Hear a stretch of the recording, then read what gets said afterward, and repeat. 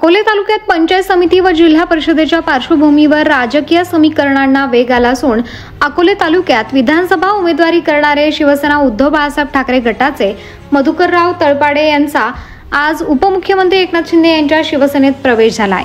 अकोले तालुक्यातून शिवसेना पक्षाची मधुकरराव तळपाडे यांनी पहिल्यांदा आपल्या नोकरीचा राजीनामा देत माजी आदिवासी मंत्री मधुकरराव पिचड यांच्याशी कडवी झुंज दिली होती। 2019 मध्ये झालेल्या निवडणुकीत त्यांनी तालुक्याच्या परिवर्तनाचा हाक ऐकत थांबण्याचा निर्णय घेतला। 2024-25 विधानसभा ही त्यांनी लढवली होती।